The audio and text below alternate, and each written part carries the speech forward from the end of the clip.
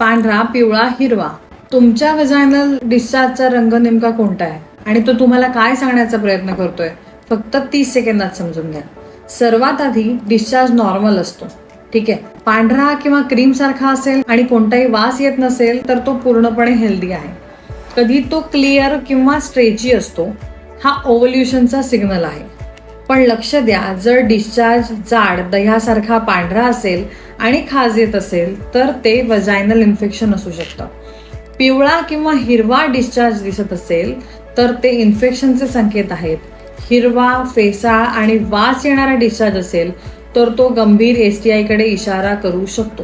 आणि जर ग्रे रंगाचा डिस्चार्ज आणि फिशी स्मेल असेल तर ते बॅक्टेरियल इन्फेक्शन असू शकतं. लाल रंग रेग्युलर पिरियड फ्लो असतो, पण जर पिरियड्स नसताना ब्लिडिंग होत असेल तर ते तपासून घ्या.